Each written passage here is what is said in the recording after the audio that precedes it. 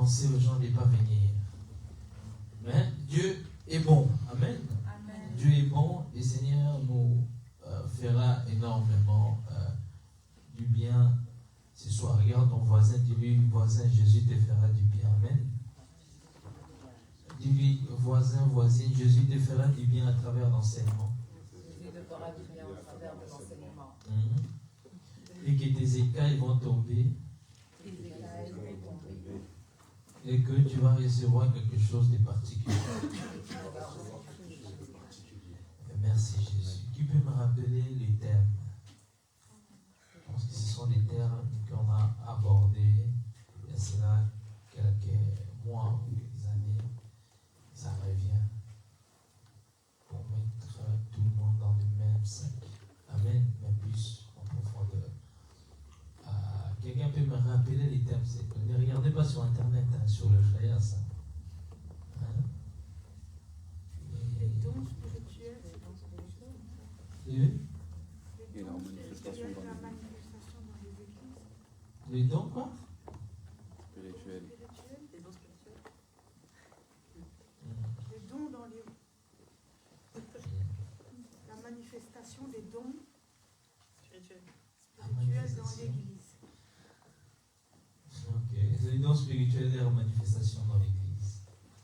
Les dons spirituels et leur manifestation dans l'église. Amen. Donc, il faut vraiment que vous appreniez. Vous savez pourquoi je demande toujours les thèmes? Parce que je me suis rendu compte, tu ne checkes pas le flyers. Ou d'autres partagent sont liés, ou d'autres ne partagent pas. Vous voyez comment je vous piège à chaque fois? Tu partages, tu ne regardes pas les thèmes. Parce que comment je peux partager sans même lire les thèmes? Tu partages avec les mains vite, ça tac, tac, tac, tout ça. Donc, normalement, même, on devait déjà savoir les thèmes, on devait les répéter. C'est important, hein? Il faut apprendre à prendre des choses au sérieux. Apprenez à prendre des choses au sérieux. Et les thèmes est très important. Les thèmes imaginez-vous, tu ne maîtrises pas les thèmes, quelqu'un qui vient d'arriver, mais c'est quoi les thèmes? Moi je n'étais pas là. Tu commences à réfléchir. Pendant que le prophète est déjà plus loin, tu commences à réfléchir. C'est quoi encore? C'est quoi encore? Donc c'est important de connaître les thèmes. Les dons spirituels, leur manifestation dans l'église. On va prendre les livres de Marc. Marc chapitre 16. À partir du verset 17 à 18. Marc 16. Et deuxième, tu peux prendre 1 Corinthiens 12. 12 à partir du chapitre 7 jusqu'à 11. Donc, Marc 16, 17 à 18. Marc 16. Versets 17 à 18. Voici les miracles qui accompagneront ceux qui auront cru en mon nom. Ils chasseront les démons, ils parleront de nouvelles langues, ils saisiront des serpents. S'ils boivent quelques breuvages mortels, ils ne leur feront point de mal. Ils imposeront les mains aux malades et les malades seront guéris. Donc, ils imposeront les mains aux malades. Ils imposeront les mains aux malades et les malades seront guéris. Ils parleront des... Ils parleront de nouvelles langues. Regarde ton voisin, ils parleront des... Nouvelles langues. Regarde encore ton voisin, ils parleront de... Nouvelle langue. Retiens bien, des nouvelles langues. Plusieurs langues. Des nouvelles langues. Amen. Tu peux prendre... reste là. Acte 19, verset 1 à 5. 1 Corinthiens chapitre... 1 Corinthiens 12 à 7. Juste que tu vas me lire tous les cités, tous les dons. Dès que tu as fini tous les dons, tu t'arrêtes. 1 Corinthiens chapitre 12, verset 7, à partir du verset 7. Or, à chacun est donnée la manifestation de l'Esprit pour l'utilité commune. Car à l'un est donné par l'Esprit la parole de sagesse, et à l'autre par le même Esprit la parole de connaissance, et à un autre la foi par ce même Esprit, à un autre les dons de guérison par ce même Esprit, et à un autre les opérations des miracles. les opérations, donc il y a plusieurs opérations, les opérations des Miracle. miracles. À un autre la prophétie, à un autre le don de discerner les esprits, à un autre la diversité de langues, La diversité de langues, la diversité des langues. C'est ça, hein? Oui. Plusieurs. Oui. La diversité, de langues. donc il y a plusieurs langues. Ça revient à passer la marque à l'ordre des nouvelles langues. Là, il dit des, Diversité de langues. parce qu'on ne fait pas attention quand on lit la Bible, hein. Des diversités des langues. On va bien décortiquer ces langues-là. Amen. Vas-y. Et un autre le don d'interpréter les langues. Un autre, le don de D'interpréter les langues. les langues. Un seul et même esprit opère toutes ces choses, distribuant à chacun ses dons en particulier comme il lui plaît. Comme, Il lui plaît. Il lui plaît. c'est le seul même esprit qui opère, il distribue à chacun comme. Tu peux lire 1 Corinthiens 13, verset 1, s'il te plaît. 1. 1 Corinthiens, verset 13, chapitre 13, pardon. Puis tu peux pas Acte 19, 1 à 5. Quand je parlerai les langues des hommes et des anges, si je n'ai pas d'amour, je suis un airain qui résonne et ou une cymbale qui retentit. Amen. Quand je parlerai les langues des hommes et des des hommes. anges, Il y a des langues des hommes et il y a les langues, des anges, il y a des divers cité des langues. Il y a des langues, il y a des langues des hommes, il y a des langues de, des anges, il y a des diversités de. Amen. Ils parleront des nouvelles langues. Donc on parle des langues, des diversités des langues des hommes, des langues des anges. Amen. Tu peux lire Acte 19, verset 1 à 5. Acte 19, verset 1 à 5. Pendant qu'Apollos était à Corinthe, Paul, après avoir parcouru toutes les autres provinces de l'Asie, arriva à Éphèse. Ayant rencontré quelques disciples, il leur dit: avez-vous reçu le Saint-Esprit quand vous avez cru? Ils lui répondirent: nous n'avons même pas entendu dire qu'il y ait un Saint-Esprit. Et il leur dit: de quel baptême donc avez-vous été baptisés? Ils répondirent: du baptême de Jean. Alors Paul dit: il est vrai que Jean a baptisé du baptême de repentance, disant au peuple de croire en celui qui venait après lui, c'est-à-dire en Jésus-Christ. Donc il était déjà baptisé le baptême déjà. Continue. Après avoir entendu ces choses, ils furent baptisés au nom du Seigneur Jésus. Deuxième fois. C'est souvent les gens, les pharisiens. Ah là, chrétien, deux fois. Deuxième fois. Continue, après les uns imposés. Verset 6. Lorsque Paul leur eut imposé les mains, le Saint-Esprit descendit sur eux et ils parlèrent diverses langues et Encore, ça le dit prophétisèrent. encore. Dans 1 Corinthiens 12, il parlait des diverses langues. Et là, il parle encore, il parlait Diverses langues. des diverses Langues. langues. Et puis, Prophétisèrent. donc, il parlait des diverses langues. Donc, on les a imposé la main. Il parlait des diverses langues. Et il prophétisait. Amen. Amen. On va lire un dernier passage. Amen. Parce que ce passage est très important. Ce qui crée des problèmes dans le corps de Christ. Je parle des dons spirituels, de leur manifestation.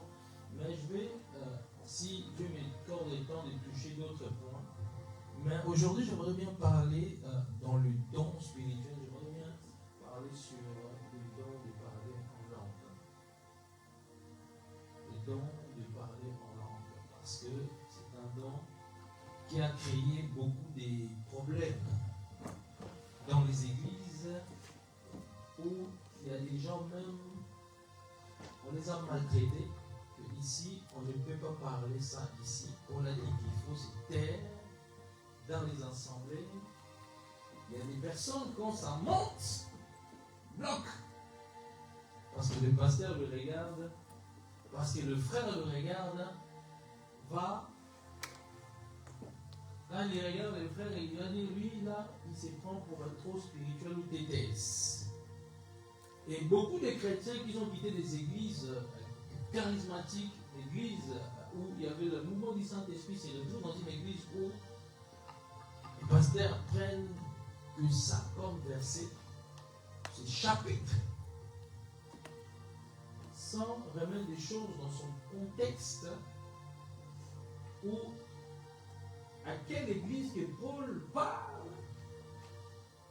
Parce que dans ces passages, Paul nous laisse croire qu'il faut se taire. Clairement. Mais il faut bien lire le passage pour comprendre la pensée ou le parallèle que l'apôtre Paul fait entre le parler en langue et le don de la prophétie. Amen. Change dans le contexte. Amen. Ferme tes yeux. Merci Seigneur pour ta fidélité. Merci Seigneur pour ta bonté. Je prie que ton Saint-Esprit nous conduise, nous éclaire, Père. Que tout le combat soit brisé au nom de Jésus-Christ. Et tout vent qui n'est pas de toi soit neutralisé par les noms puissants de Jésus-Christ. Éternel des armées, ouvre-nous l'esprit. Manifeste-toi. Étends ta main et que mon esprit révèle des choses secrètes, Seigneur. Ouvre mon esprit à révéler tes pensées. Et que toute pensée qui n'est pas de toi, je chasse cela au nom de Jésus-Christ. Que ta pensée, que ton esprit remplit mes pensées. Afin que ce que je vais dire ne soit pas de moi, mais de toi. C'est des choses que nous ne comprenons pas. Seigneur, éclaire-nous. Ouvre-nous l'intelligence. Dans le nom puissant de Jésus-Christ. J'ai ainsi prié. Amen. Avant de lire ces passages, tu peux t'asseoir, je vais lire ça au fur et à mesure qu'on avance. Amen. Le don spirituel et leur manifestation dans l'Église. Le don spirituel est la capacité que Dieu donne à quelqu'un pour opérer comme lui sur la terre. Et il y a une chose que vous devez savoir, que Dieu, dans l'éternité, il nous a béni, la Bible dit, de toutes sortes de bénédictions dans le lieu céleste. Et puis, quand on était encore esprit dans le ciel, et que Dieu voulait t'envoyer sur la terre, Dieu nous avait déjà bénis. Dieu nous avait déjà remplis de dons spirituels ou dans notre esprit. Là, je ne veux pas vous parler de dons spirituels, de physique, je vais vous parler de dons spirituels, parce qu'il y a plusieurs, il y a beaucoup de dons. L'homme porte beaucoup de capacités, beaucoup de dons. Il y a des dons qui servent sur le plan physique, et il y a des dons qui servent pour le plan spirituel. Mais notre vif du sujet, ça concerne le don qui sert du côté spirituel. Je ne parlerai pas des dons qui servent sur le monde physique, les dons que chacun peut avoir, à savoir faire quelque chose, à savoir manier quelque chose. Par exemple, le foot, il y en a qui ont ces capacités-là, qui sont innés. Je ne parlerai pas de ces choses-là. Il y a des gens qui sont déjà, qui peuvent toucher quelque chose, même s'il n'a pas appris à l'école, mais il a cette capacité-là de réparer des choses, mais il n'a pas appris à l'école, c'est en lui. Là, je ne rentre pas là. Nous connaissons tous des personnes comme ça, qui sont en eux, on aime bien dire c'est des dons qu'ils ont. Mais aujourd'hui, je vais m'attarder, pour ne pas perdre beaucoup de temps, je vais m'attarder sur le don spirituel. Le don spirituel, j'ai dit, c'est la capacité que Dieu donne à quelqu'un pour opérer comme lui sur la terre. Je vous explique que Dieu, dans le ciel, a téléchargé dans ton esprit des dons spirituels qui est déjà en toi.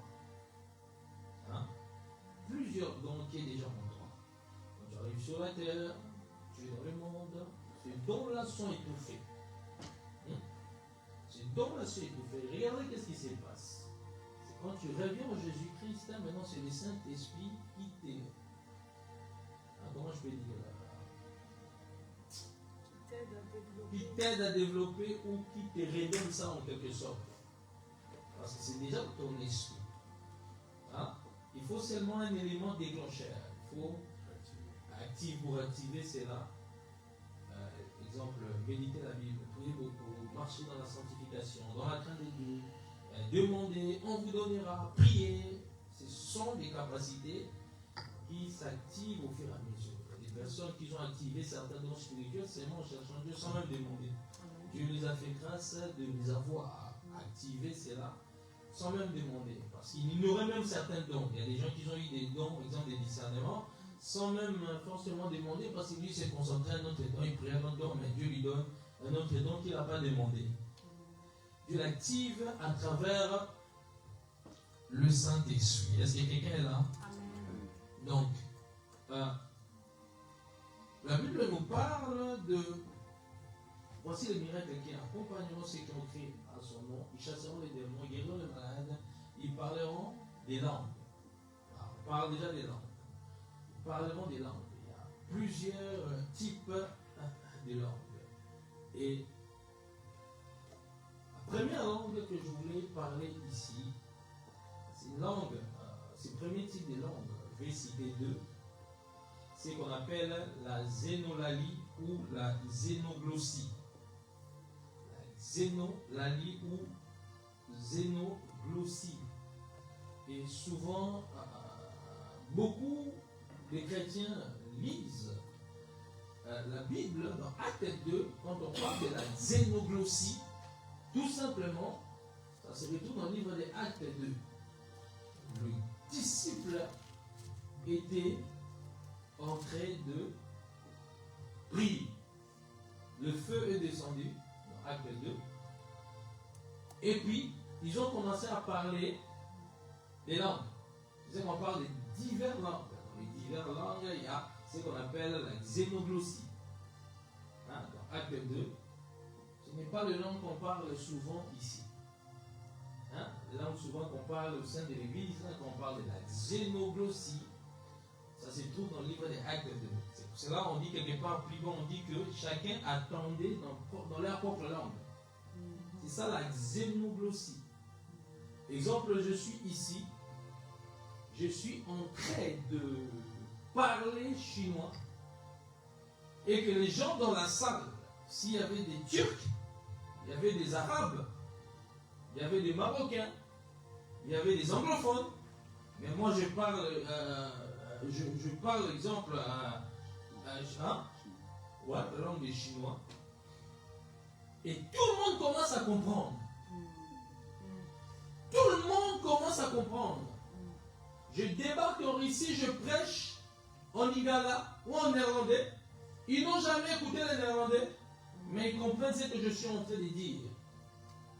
C'est ce qui s'est passé dans le jour de la Pentecôte.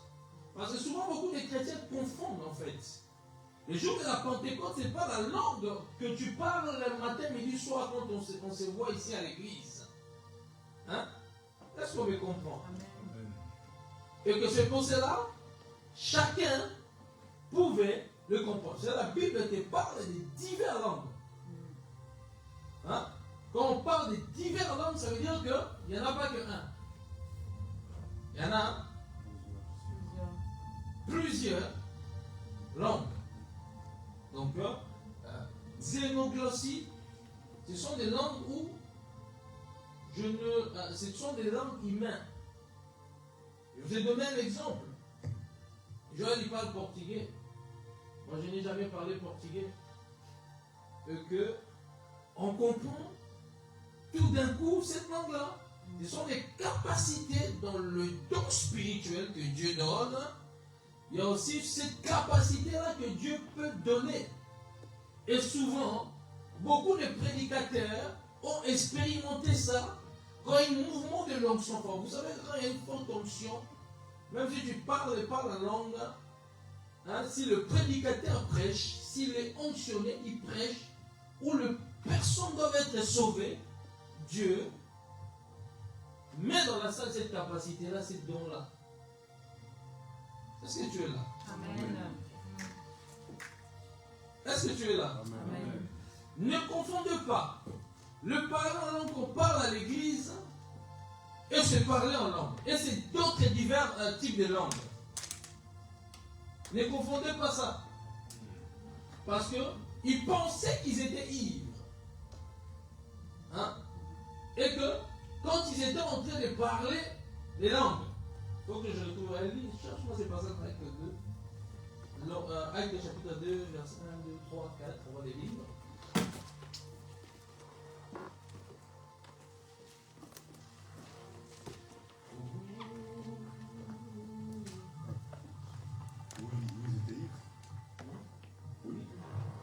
Oui, ils parlaient d'autres langues.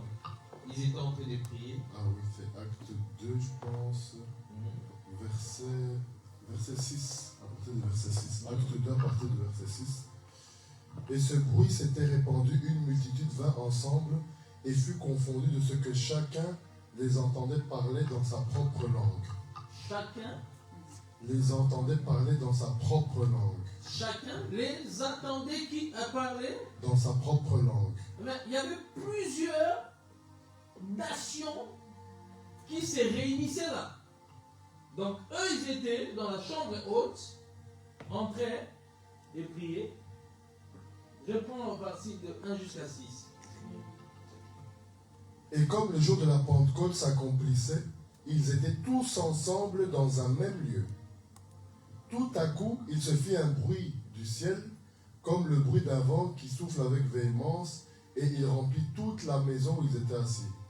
Et il leur apparut des langues divisées, comme de feu, qui se posèrent sur chacun d'eux. Quoi? Des langues? Divisées.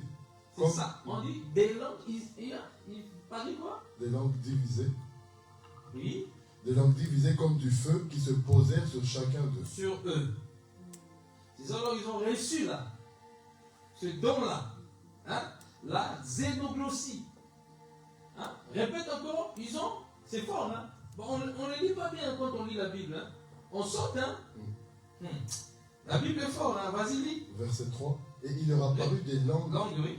divisées comme du feu qui se posèrent sur chacun d'eux. Verset 4. Ils furent tous remplis du Saint-Esprit. Donc il faut d'abord un feu qui doit descendre pour que quelque chose se déclenche dans leur esprit. Oui. Ils furent tous remplis du Saint-Esprit et commencèrent à parler des langues étrangères.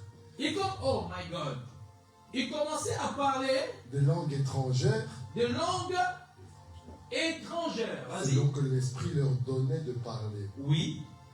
Verset 5. Or, il y avait à Jérusalem des Juifs qui y séjournaient, hommes pieux de toute nation qui est sous le ciel. Et ce bruit s'étant répandu, une multitude vint ensemble et fut confondue de ce que chacun les entendait parler dans sa propre langue.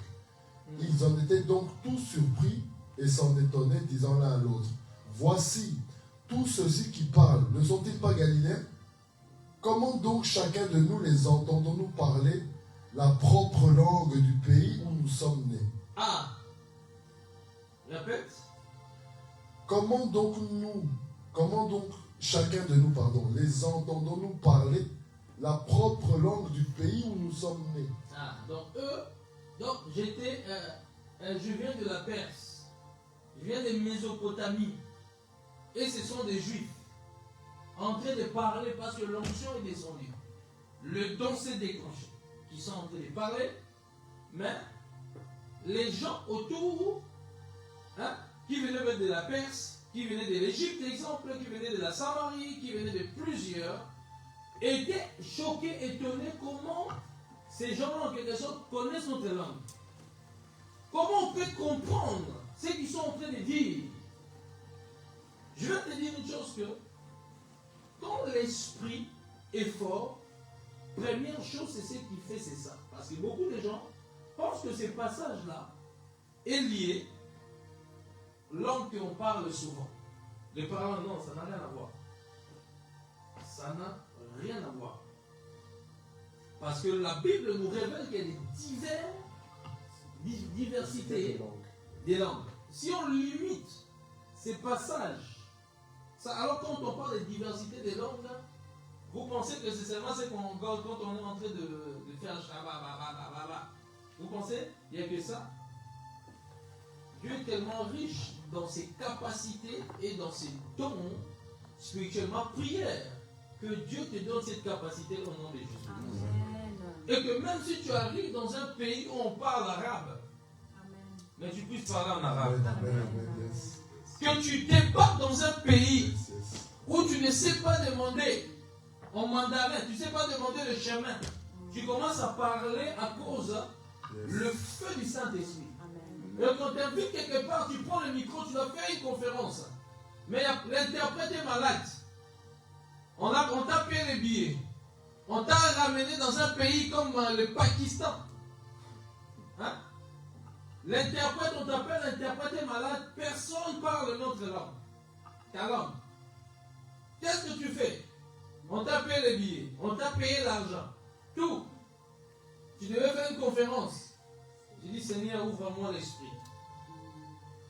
Fais en sorte que quand je parle, que chaque peuple, s'il y a plusieurs personnes de chaque nation, chaque pays, puissent le comprendre. Et ça aussi, c'est le don des langues. Ça fait partie de diversité des langues que Dieu a données dans l'Église. C'est pour cela, bien aimé dans le Seigneur, apprenons aussi à demander cette capacité-là. Ne limitez pas Dieu toujours un style de parler en langue, mais demandez à Dieu la diversité des paroles en langue. J'aime beaucoup dire dans Matthieu 7,7, on dit demandez, on vous donnera. Le problème, c'est quoi? Le problème que beaucoup de chrétiens, quand ils viennent à l'église, ils viennent seulement demander Dieu le bien matériel. Et qu'à force de demander Dieu le bien matériel, c'est pour ça que les choses tardent. Les gens ne viennent plus à l'église parce qu'ils aiment Dieu, parce qu'ils veulent encore grandir, parce qu'ils veulent encore que Dieu leur dépose des dons spirituels pour gagner le monde. Mais leur vision est tellement ailleurs. Regardez la majorité des temps dans nos églises, nos prières. Seigneur, donne-moi le mariage. Seigneur, donne-moi le travail. Seigneur, rends-moi riche. Seigneur, donne-moi la sœur qui est à côté là, qui vient chaque dimanche devant. Si tu me donnes la sœur, je te donnerai ma dîme. Donc toi, ta demande, c'est de demander une sœur. Seigneur, Seigneur, Seigneur, Seigneur, Seigneur, Seigneur, Seigneur. Donc toi, quelle journée dans la prière quand tu rentres à l'église, c'est de demander ça. Mais tu es encore bébé. Parce qu'il est écrit, cherchez d'abord le royaume des cieux et sa justice. Les choses matérielles seront données par-dessus. Tout simplement. Il dit, regardez les oiseaux du ciel. Ça, je vous ai déjà expliqué un jour, au début de ma foi, quand je suis revenu dans la foi, j'ai passé des moments difficiles, j'avais pas de travail, j'avais pas d'argent. Satan a tellement joué avec moi avant dans la banque, il y aura 1 million qui va apparaître. J'allais tout le temps à Flagey, j'habitais chez mes parents, j'allais à Flagey, il me dit à midi, l'argent va débarquer dans le compte, j'attends une voix. J'attends là-bas, je mets ma carte et 0 cents. Et puis il me dit non, les banques sont en retard. Reviens à 16h. Je reviens à 16h. Retard. Et puis il me dit, dis à ta tante que non, ils ont eu un souci à la banque, mais dis que tu vas donner à ta tante telle somme d'argent. J'étais même allé voir mon ancien pasteur. Je lui ai promis. Dieu m'a dit que bientôt il y a des millions qui vont rentrer dans mon compte. Je dois donner pour l'église ça. Je dois donner pour l'église ça. Je suis allé voir ma tante. Je lui ai dit, Dieu m'a dit de vous donner 100 000 euros pour tout ce que vous avez fait dans ma vie. Aujourd'hui, je n'ai jamais donné 100 000 euros. Donc, j'ai été victime des dons de la prophétie. Flagey, je pense qu'on m'avait connu à Flagey là-bas. Parce que, et tellement que, on était naïfs au début de la foi. On te dit que peut-être la banque a un souci, tu reviens aussi demain.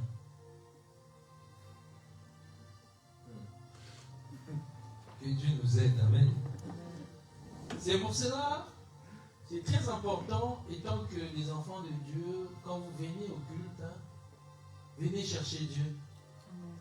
Venez expérimenter son amour et la bénédiction que tu cherches là, ça va venir automatiquement. Ça va venir automatiquement parce que Dieu connaît nos besoins. Dieu connaît nos besoins, ne vous inquiétez pas. La femme là qui te résiste, l'homme là qui te résiste, toi tu viens seulement changer Dieu, prie pour les âmes, prie pour les dons spirituels que Dieu te donne. Tu vas voir, les choses vont devenir plus faciles. Mais si tu es là, tu pries jamais pour les âmes, tu pries seulement pour toi, tu deviens égoïste. Tu vas attendre. Amen. Parce que Dieu sait mieux que toi que tu as besoin d'un homme et une femme. Dieu sait mieux que toi. Il connaît tes faiblesses, il sait mieux que toi. Alors ça sert à rien que tu stresses. Là j'avance, les temps avancent, ma vie ça va pas. Je ne sais pas si je vais tenir cette année. Peut-être je vais trébucher encore. Non, regarde, elle se marie. Entre parenthèses, et puis on va revenir de vue. Je ne sais pas pourquoi je vais rentrer là, mais peut-être Dieu veut parler à des gens. Parce que ça, c'est pas mon message. Je ne sais pas, je suis rentré. Et puis, non, le temps avance. La sœur, de toute façon, la sœur Esther vient de se marier. L'homme de Dieu, Serge, va se marier. Oh, donc, non, ma vie n'avance pas. Et puis, on crée nous-mêmes des oppressions où vous ne devez pas avoir. On commence à avoir la pression où vous ne devez pas avoir. La Bible dit dans toutes circonstances, rend gloire à Dieu. Bénis Dieu dans tout ce que Dieu est en train de faire. Ne soyez pas des chrétiens qui croient aujourd'hui et puis demain tu ne crois pas. Tu as cru une semaine sous l'onction et puis quand tu es à la maison, tu commences à douter de ta vie. De toute façon, ce n'est pas toi qui vas conduire ta vie. Tu vas t'efforcer, tu vas tourner sur les mêmes sons. Vous voyez, il y a des gens qui se font du mal à chercher de l'argent à un niveau incroyable qu'ils oublient même que la vie de l'église. J'ai pas le temps. De lundi à dimanche, il travaille. Il n'a pas de temps même pour l'église. J'ai vu un millionnaire. Ils sont là toujours. Ils tournent. Des chrétiens, ils tournent. Vie spirituelle, détruit. Mais ils ont tellement cherché l'argent. Mais jusqu'à aujourd'hui, ils ne sont pas encore devenus des millionnaires. Les seuls montants qui sont arrivés à avoir 2 000 euros par mois. Depuis des années. Et il doit toujours demander des prix s'il doit acheter quelque chose. Mais avec Dieu, quand on le fait confiance, quand on les cherche, les choses deviennent faciles. Amen. Donc quelqu'un peut venir comme ça et dire, bon, je sens que je dois te donner. Il y a des pasteurs, ils sont partis prêcher parce qu'ils croyaient seulement en Dieu, prêcher l'évangile, et puis quelqu'un, un millionnaire, a été touché à signer. Il y avait un pasteur, là, il n'avait rien. Il venait de l'Afrique. On l'a invité à prêcher aux États-Unis. Il était pauvre. Rien du tout. Il arrive, il a prêché un message, c'était tellement fort. J'avais des big églises là-bas aux États-Unis. Et puis les pasteurs, ils se lèvent et disent, il y a des millionnaires ici. Les gens se lèvent et disent, ouais, c'est toi.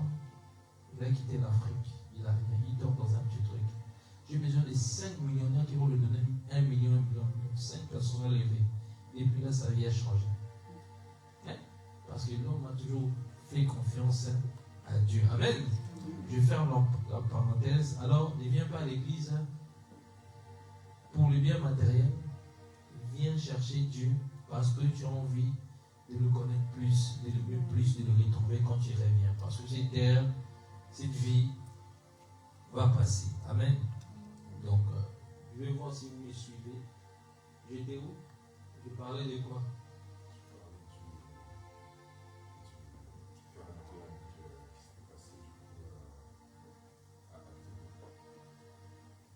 Acte 2.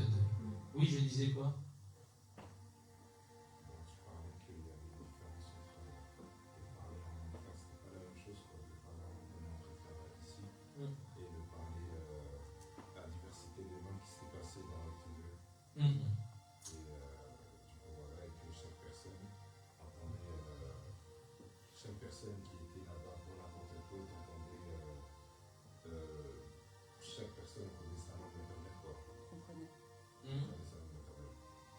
C'est qui attendait? C'était les apôtres ou bien les autres? C'était les autres personnes qui étaient à l'extérieur, qui venaient de Nord, de Pars, de l'Égypte, etc. Je sens message va déclencher le parler en langue de quelqu'un. Ceux qui n'ont pas. Et ceux qui ont va augmenter notre dimension de parler en langue. Et ça ne sera pas seulement le parler en langue qu'on parle quotidiennement à l'église, mais ça sera une autre dimension de parler en langue. Peut-être il y a une autre dimension que l'église ne sait pas de parler en langue. Peut-être dans le temps de la fin que Dieu veut déverser au niveau de l'église. Que Dieu nous aide à être une église très sensible, pas une église qui bloque le don spirituel. Vous savez, les églises qui ont bloqué le don spirituel, qui font taire les gens dans les églises, souvent, il n'y a pas la manifestation ou la dimension des puissances du Saint-Esprit. Parce que l'une des choses qui fait que le don s'active, c'est parce que l'Église parle cette langue-là. Amen. Ce qui fait que ça communique le feu à ceux qui n'ont pas avec le temps. Amen. Donc que Dieu nous donne une dimension de parler en langue où on peut comprendre plusieurs langues. On peut interpréter plusieurs langues. On peut être dans un pays où on a besoin de quelqu'un qui doit parler une langue afin que tout le monde écoute, mais tu commences à parler, plusieurs personnes comprennent le message. Amen. Gloire au Seigneur Jésus-Christ. Deuxième type de parler en langue que je vais parler, c'est la glossolalie. La glossolalie. 1 Corinthiens 13 répond. La glossolalie.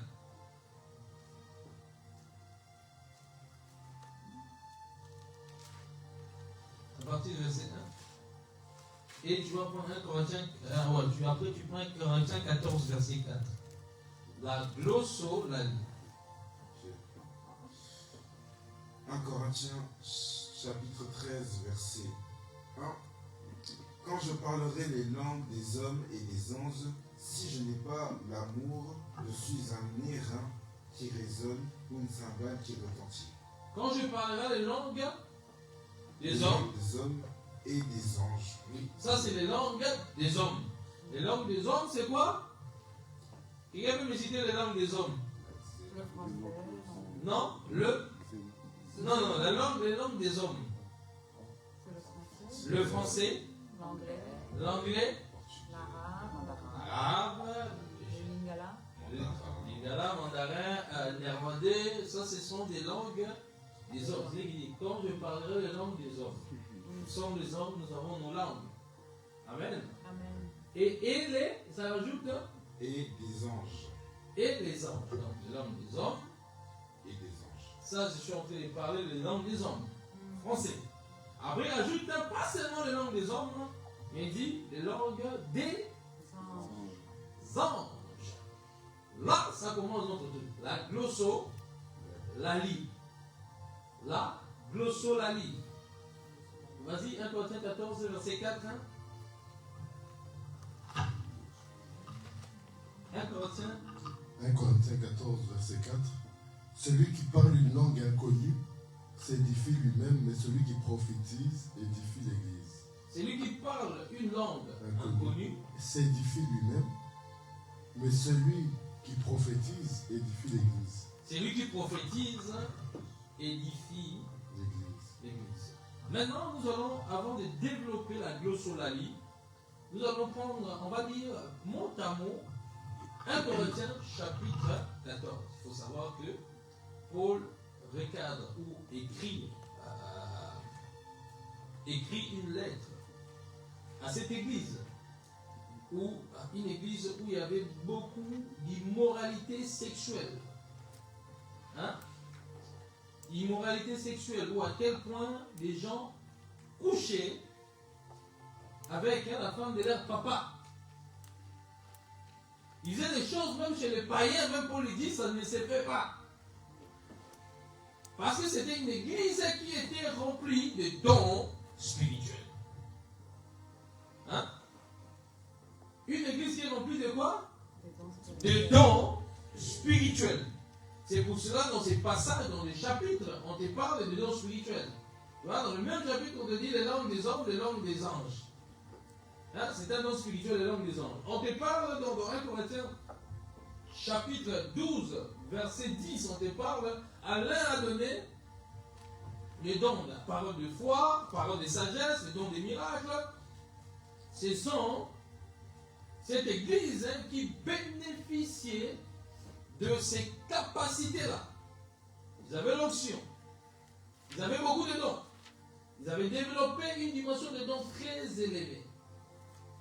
Mais l'une des dons que cette église avait manifesté, hormis, avant même d'arriver là, il y avait ce qu'on appelait la division totale. Quand l'autre prêchait, ah, moi je suis de Paul, il y avait une partie qui était d'Apollos, il y a une partie qui était de Paul. D'autres disaient, moi je suis exemple de tel frère Joël, parce qu'il prêche mieux. Moi je suis de Dylan ou de Steve. Et ça créait la confusion totale. Le désordre. Ouais. Le contexte un peu où Paul maintenant adresse une lettre à cette église. Donc il y avait déjà les désordres. Il y avait la fornication, il y avait l'impudicité, il y avait tout ce qui est homosexuel. Il dit, ni les effémines hériteront le royaume des cieux. Hein? Et puis Paul il dit même que nous sommes le temple du Saint-Esprit. Si quelqu'un détruit, Dieu va les détruire. Donc Dieu, Paul, dans ce contexte-là, remet cette église en place. Ou à tel point que le don spirituel devenait, prenait la première place. Parce que cette église a manifesté beaucoup de dons spirituels. Notamment le don, la glossolalie, notamment le don de parler en langue. Pas le don que je viens de vous parler, maintenant le don, c'est qu'on appelle le langage des anges. Le langage des anges. Ok? Et ça a commencé à créer le désordre au sein de l'église. C'est pour cela, le passage que nous allons lire, beaucoup le sort, parce qu'il y a des passages où Paul adresse spécifiquement à une église. Ouais? Et on va le lire mot par mot, et je vais vous expliquer, je vais vous enseigner ça, comme ça. Il y a beaucoup de gens qui sortent ces passages, comme des fois il y a ça, quand on descend plus bas, c'est tellement clair des fois, on est bloqué. Tellement, c'est clair, c'est que Paul il dit, on est bloqué, on ne sait pas défendre. Parce qu'on n'a pas d'autre ouverture de versets qui peut appuyer. Amen. Amen. Même dans ces contextes-là, dans ces passages, il n'y a pas d'autre verset aussi qui peut appuyer. Amen. 1 Corinthiens chapitre 14. 1 Corinthiens 14. On va d'abord les lire tout. Quelqu'un peut lire tout et puis je vais encore relire petit à petit. On va les développer. 1 Corinthiens 14, à partir du verset 1, tu vas lire, on va faire la longue lecture jusqu'à 14. Jusqu'à 14. Tu peux lire. 1 Corinthiens chapitre 14, verset 1. Recherchez l'amour, aspirez aussi aux dons spirituels, mais surtout à celui de prophétie. En effet, celui qui parle en langue ne parle pas aux hommes, mais à Dieu, car personne ne le comprend, et c'est en esprit qu'il dit des mystères. Celui qui prophétise, au contraire, parle aux hommes, les édifie, les exhorte, les console. Celui qui parle en langue s'édifie lui-même, celui qui prophétise édifie l'Église. Je désire que vous parliez tous en langue, mais encore plus que vous prophétisiez. Celui qui prophétise est plus grand que celui qui parle en langue, à moins que ce dernier n'interprète pour que l'Église en reçoive l'édification. Et maintenant, frères, de quelle utilité vous serais-je si je venais à vous en parler en langue, et si je ne vous parlais pas par révélation, ou par connaissance, ou par prophétie, ou par doctrine? Si les objets inanimés qui rendent un son comme une flûte ou une harpe ne rendent pas des sons distincts, comment connaîtrait-on celui qui joue sur la flûte ou sur la harpe? Et si la trompette rend un son confus, qui se préparera au combat? De même, vous, si par la langue vous ne donnez pas une parole distincte, comment saura-t-on ce que vous dites? Car vous parlerez en l'air. Verset 10. Ainsi nombreuses que puissent être dans le monde les diverses langues, il n'en est aucune qui soit sans signification. Si donc je ne connais pas le sens de la langue, je serai un barbare par celui qui parle, et celui qui parle sera un barbare pour moi. De même, vous, puisque vous aspirez aux dons spirituels, que ce soit pour l'édification de l'Église que vous cherchiez à posséder abondamment. C'est pourquoi que celui qui parle en langue prie pour avoir le don d'interpréter. Verset 14. Car si je prie en langue, mon esprit est en prière, mais mon intelligence demeure stérile. Continue. Verset 15. Alors, verset 14. Retenez bien ça dans votre cerveau. Lis. Je répète le verset 14. Car si je prie en langue, mon esprit est en prière, mais mon intelligence demeure stérile. Mon esprit est En prière. et mon intelligence Demeure stérile. Continue. Que faire donc? Je prierai par l'esprit, mais je prierai aussi avec l'intelligence. Je chanterai par l'esprit, mais je chanterai aussi avec l'intelligence. Donc je chanterai avec par mon esprit. Mon esprit, Oui. mais je prierai aussi avec mon intelligence. Je chanterai par l'esprit, mais je chanterai aussi avec l'intelligence. Autrement, si tu rends grâce par l'esprit, comment celui qui est dans les rangs des simples auditeurs répondra-t-il Amen à ton action de grâce puisqu'il ne sait pas ce que tu dis? Tu rends, il est vrai, d'excellentes actions de grâce, mais l'autre n'est pas édifié. Je rends grâce à Dieu de ce que je parle en langue plus que vous tous, mais dans l'Église, j'aime mieux dire 5 paroles avec mon intelligence afin d'instruire aussi les autres que 10 000 paroles en langue. Je continue. Vas-y. Frères, ne soyez pas des enfants sous le rapport du jugement, mais pour la méchanceté, soyez des enfants. Mais pour la méchanceté, soyez des enfants, et à l'égard du jugement, soyez des hommes faits. On peut s'arrêter là. Amen. C'est tellement long, ces passages. Amen. De toute façon, on va le lire petit à petit avec moi. Amen. On va faire ce qu'on appelle le cours d'exégèse. C'est très important pour comprendre. Parce que Paul donne des arguments dans ces passages. Des fois, si on ne comprend pas le pour, ou si on ne comprend pas le contexte de la base, on peut être bloqué et étouffé, ce merveilleux don de parler en langue.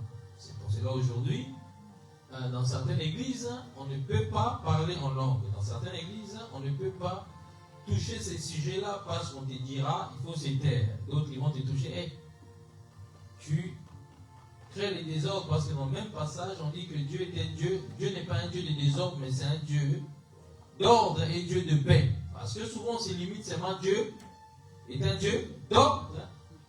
Mais on n'oublie pas qu'on dit aussi de paix, Dieu de paix. Dans le même passage on parle, Dieu n'est pas un Dieu de désordre, mais c'est un Dieu d'ordre et Dieu de paix. Donc il y a l'ordre et Dieu de paix. Amen. Et donc, ce que je vous ai dit, premièrement, je répète encore que ça rentre bien, une église où il y avait des bêtises, l'immoralité sexuelle, le péché qui prenait tellement de l'ampleur dans l'église de Corinthe. Parce que cette église-là était une église qui était remplie des capacités, des dons spirituels, que que Dieu avait donné. Et dans le don spirituel, il y avait des abus. Dans le don spirituel, hein, il y avait des abus. Parce que tout de même, dans chaque mouvement, il y a toujours des gens qui exagèrent, il y a toujours des abus. Même aujourd'hui, on a des gens qui t'écrivent en parlant en langue. Toujours des gens qui exagèrent, qui vont toujours à l'extrême. Hein? Il y a des gens qui t'écrivent, il y a des gens qui viennent te parler, te parlent en langue. Hein? Ça, c'est du désordre. Que Paul, il parle. Tu vois, il te voit, il te dit hein? Moi, un jour, quelqu'un m'a écrit en parlant en langue, il m'envoie un message en parlant en langue, moi, je l'ai dit ré. Hein? Je l'ai répondu ré. Mais là, on ne se comprend pas. Moi, je ne le comprends pas. Lui aussi, il ne me comprend pas. Amen. Donc, il y a des désordres. Donc, Paul hein, était dans l'obligation de regarder. Vous savez, Paul a regardé beaucoup de choses. Hein. Il a interdit la femme de prêcher. Mais quel est le contexte qu'il a interdit la femme de prêcher? C'était toujours visé à des abus, à une église. Il y a toujours un contexte. Vous savez, quand on sort la Bible dans son contexte, on est en train de se cogner. Beaucoup de gens ont pris juste ce seul passage parce qu'on lisait toute la Bible. Il n'y a aucun verset que Paul, la Bible dit qu'il faut se taire dans le parlant. À part juste ces chapitres ici. À part juste ces chapitres, on dit qu'il faut se taire. Mais quand vous fêtez la Bible, vous lisez la Bible, il n'y a aucun autre verset qui nous interdit de parler en langue dans les assemblées et qui nous disent de se taire. Mais il n'y a qu'un seul chapitre hein, de 14. Et d'ailleurs, même quand on va lire, vous allez comprendre petit à petit. Là, je vous ai déjà donné un peu le contexte de l'époque. Donc, sûrement, les gens parlaient en langue en désordre dans l'église. Les gens s'élevaient, ils parlaient en langue. Les gens pouvaient communiquer en langue. Ça devait être les désordres. Et étant que prédicateur, quand il y a les désordres, étant que prédicateur, je peux mettre de l'ordre. Amen. On y reviendra par rapport à ça. Toujours, maintenant, on va focaliser par rapport à ces passages. La Bible dit rechercher l'amour inspiré aussi aux dons spirituels, mais surtout à la prophétie. Hein? Donc, Paul, déjà là, on te pousse d'abord de rechercher l'amour et surtout hein, le don de la prophétie. Déjà, on met déjà, Paul maintenant commence à recadrer les abus de parler en langue dans cette église, dans l'église de Corinthe. Donc, il va maintenant remettre le don de la prophétie en place. Déjà, il va en train de faire maintenant un parallèle entre le don de la prophétie et le don de parler en langue. Hein? Déjà, ça aussi c'est un contexte. On met en parallèle pour que ça ne devienne pas du désordre ou du charabia. Dans cette église-là, dans ce contexte-là, verset 2. En effet, celui qui parle en langue ne parle pas aux hommes mais à Dieu. Donc Paul reconnaît, Paul n'interdit pas à cette église-là, mais il dit, celui qui parle en langue ne parle pas aux hommes, mais parle à Dieu. Retenez bien, celui qui parle en langue. Hein? Là, on a dit la glossolalie. Celui qui parle en langue ne parle pas aux hommes, mais parle à Dieu. Donc les hommes n'ont pas besoin, toi et moi, on n'a pas besoin de comprendre ce qu'il est en train de dire. Parce que si je parle à mon Dieu, tu n'as pas besoin de savoir ce que je suis en train de dire. Hein? L'homme ne parle pas aux hommes, mais à Dieu. Car personne ne le comprend. Et c'est en esprit. Oui, tu ne dois pas me comprendre. Un esprit qui dit des paroles mystérieuses. Celui qui prophétise, au contraire, parle aux hommes. Les édifie. Donc, on te dit ici que le parler en langue, hein, en quelque sorte, tu n'as pas besoin de comprendre. Mais je suis en train de parler à mon Dieu. Mais c'est lui qui prophétise. Obligé, tu dois le comprendre, parce que ça édifie l'église. Donc le parler en langue n'édifie pas l'église. Hein? Oui, je voulais poser une question, parce qu'il y a des personnes qui disent que quand les gens parlent en langue, il faut absolument qu'ils les interprètent. Ok, on va petit à petit, on va arriver là. Hein? Parce que les gens ont massacré la Bible. Hein? Parce qu'ils veulent l'interprète. D'ailleurs même, avant d'arriver là, je vais te donner juste vous poser juste une question. Est-ce que quand on prie avec l'intelligence, hein, est-ce que tu écoutes ce que l'autre dit, bien ensuite toi aussi tu es concentré? Les paroles, c'est une prière, non? Est-ce qu'on a besoin de l'interprète quand tout l'église prie? Parce que là, on est en train de prier, non? On est en train de prier. On n'a pas besoin de l'interprète parce que quand je dis fermer les yeux, prier en langue. Tu fais quoi? Tu es concentré. Mais ça devient des autres où moi j'ouvre les yeux, je t'écoute prier. Ça devient des autres où moi, tu n'as pas besoin de m'écouter parler. C'est pour cela, tu n'as pas besoin de comprendre ce que je suis en train de dire en langue. Bon, petit à petit. L'oiseau fait son nid. Vous savez que ça va créer des trucs chez les pharisiens. Ils ont tué des chrétiens, ce don merveilleux des chrétiens, ils ont étouffé cela. Il y a des gens, ici on ne parle pas, Paul a dit il faut se taire. Depuis qu'ils sont rentrés dans cette église-là, ça a diminué, ce don-là. Ils ont tué. Regardez, en effet, celui qui parle en langue ne parle pas aux hommes mais à Dieu, car personne ne le comprend et c'est en esprit qui dit des paroles mystérieuses. Celui qui prophétise au contraire parle aux hommes, les édifie, les encourage, les réconforte. Donc le parler en langue a son objectif et aussi la prophétie a son objectif. La prophétie elle est là pour édifier, encourager. Mais le parler en langue n'est pas là pour encourager et édifier. Le parler en langue est là pour parler à Dieu. C'est comme la prière. Quand on prie avec l'intelligence, c'est fait pour parler à Dieu, n'est pas là pour m'édifier.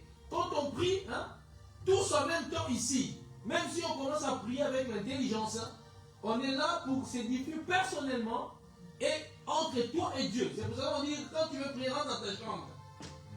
Quand tu veux prier, rentre dans ta chambre. Le parler en langue, c'est comme si je priais même avec mon intelligence. Mon frère à côté, il n'a pas besoin de comprendre ce que moi je suis en train de dire. Je vais vous expliquer auquel moment il aura besoin et c'est quoi les besoins que Paul lui parle.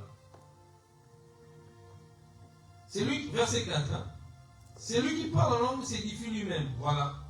La prière à la base, la prière communautaire dans l'église, même si pas forcément le parler en langue, elle sert à s'édifier soi-même. Parce que si je dis levez-vous, commencez à prier en intelligence, frère, tu vas t'édifier toi-même. Parce que tu vas dire, tu vas fermer les yeux sur personne parle en langue ici.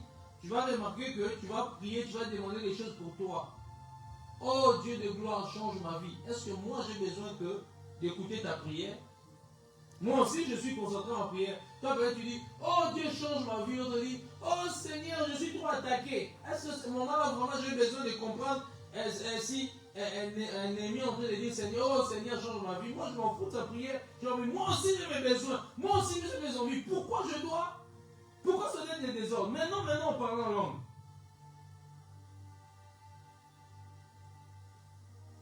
Il faut remettre des choses dans son contexte, dans l'ordre. Et que quand on n'a pas un esprit de révélation, on a trop étudié la théologie. Moi je ne suis pas contre la théologie, j'ai étudié la théologie, je vais encore continuer, mais il y a la bonne théologie et il y a aussi la mauvaise théologie. Et la mauvaise théologie, c'est ce qui fait que il y a des gens, quand ils sortent de là, ils sont devenus trop carrés. Ils sont plus spirituels. Ils ont pris la révélation. Tout est carré, tout il faut prouver. Tu as mis les doigts comme ça, il faut montrer dans la Bible où un homme de Dieu a mis les doigts comme ça. Mais oui. Mais là, pour leur GSM, ils ne savent pas prouver dans la Bible. Mais nous, quand on fait ça pour bénir la vie de quelqu'un, on met la main comme ça, quelqu'un tombe, il est restauré, c'est là qu'on doit prouver. Mais les GSM, qui est même charnel, qui nous distrait, mais on ne nous demande pas de prouver ça dans la Bible. Parce que là, ça nous plaît. Là, on ne prouve plus. Non, si on va commencer à prouver-nous au GSM dans la Bible. Puis vous voulez nous prouver. Prouvez-nous où c'est écrit qu'on doit avoir des GSM. Et Dieu nous aide. C'est pas mauvais d'avoir un GSM. Mais quand face à des personnes comme ça, ils doivent aussi nous prouver. Parce qu'ils veulent qu'on prouve tout. On doit prouver. L'esprit de c'est pour ça, merci, il faut dire merci Seigneur. Nous a donné l'esprit de la révélation. Parce que quand tu n'as pas l'esprit de la révélation de la Bible, frère, tu deviens mécanique, charnel. Même, tu sens même plus l'onction, c'est terre à terre. Tu deviens comme un musulman. Ou un témoin de Jéhovah. Je vais me témoigner. Tu lis la Bible comme ça, littéralement. Tu le lis comme ça, comme c'est écrit comme ça. Comme un perroquet. Tu répètes. Il n'y a pas de vie. Il n'y a pas d'esprit. Jésus a dit, mes paroles est esprit et vie. Amen. Esprit et vie. Mais nous, on ne veut pas donner la vie à la Bible. La vie à la Bible, c'est la révélation. Que nous éclaire un verset qui apparaît contradictoire. Mais la révélation vient éclairer, vient ouvrir l'esprit. C'est là beaucoup de chrétiens sont devenus trop bloqués dans les églises. Et dans ces églises, on interdit les paroles. Vous allez remarquer, il n'y a plus de mouvement de l'esprit. Remarquez bien, faites un constat. La majorité de ces églises-là, qui s'interdisent pour le dire, il faut se taire sans comprendre le contexte, pas remettre les choses à sa place. Vous allez remarquer, les gens sont tièdes. Quand ils prient seulement Seigneur, ils sont même fatigués. Satan vient frapper. Il n'y a pas une onction dans la salle. Il n'y a pas de manifestation dans la salle. Vous allez remarquer que c'est que des enseignements à 30 minutes, le pasteur est déjà fatigué. Un enseignement à 30 minutes, même à l'école, ça dure au moins 1 heure. Hein? Plus même, hein? 30 minutes, ils sont déjà fatigués, puis on chante pendant 2 heures. On fatigue les gens, on comble les enseignements avec des chants. Parce qu'on a des chants de qualité. Pendant 2 heures, chant. Et puis on clôture, chacun met l'offrande, et puis amène la maman là avec sa chaise roulante. Le papa là avec le dos cassé, 15 ans. La sœur Catherine, pendant 20 ans de possession. Parce qu'on n'a jamais osé chasser l'esprit, parce que on a chassé l'esprit de parler en langue dans l'église.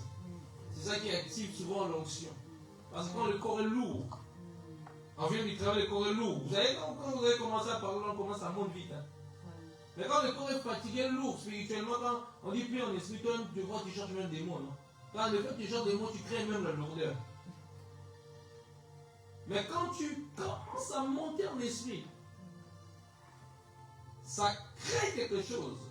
La question que j'aimerais poser à ces gens-là qui disent qu'il faut se taire, parce qu'ils les lisent littéralement, comment ça se fait? Normalement, si Paul, la pensée de Paul était ainsi, ou soit nous ne comprenons pas la pensée de Paul. Si la pensée de l'apôtre Paul était ainsi, ça veut dire que tout ce qu'on fait ici, on pêche. Oui, si Paul, c'était vraiment, il faut se taire, on devait se taire, on parlait, on pêche. Et si on pêche, pourquoi il y a la manifestation du Saint-Esprit quand on parle en langue? Est-ce que vous pensez qu'un péché, quelqu'un qui vit dans le péché, va créer des atmosphères glorieuses où les malades sont guéris? Et c'est qui guérit les malades? C'est le Saint-Esprit qui guérit les malades. Pourquoi il guérit les malades vu que Paul a dit on doit se taire, nous on n'a pas respecté cela? Et c'est tout le temps la même chose. Ça veut dire qu'il y a quelque chose que nous n'avons pas compris dans le parler en langue. Parce que sinon le Saint-Esprit ne se manifestera pas. Parce que là où il y a le péché, le Saint-Esprit ne se manifeste pas. Là, la désobéissance à l'égard des écrits, le Saint-Esprit ne se manifestera pas. Amen. Amen. Et que les chrétiens sont esclaves dans les églises de parler, il ne faut pas parler. Et beaucoup ont bloqué. Des fois même l'esprit veut monter, veut parler. Mais ici on parle dans leur conscience, on les a mis, on les a enseignés, bombardés ces versets, c'est resté dans leur esprit, il faut se taire. Paul a dit il faut se taire. Paul a dit il faut se taire. Mais Paul fait un parallèle entre le parallèle et le prophétie. Et c'est bénéfique le prophétique parce que la prophétie, elle vient encourager une personne. Elle vient donner une direction à une personne dans l'église. Mais est-ce que parce que le prophétique est bénéfique que le parler, non, on ne doit pas le parler? On ne doit pas le parler.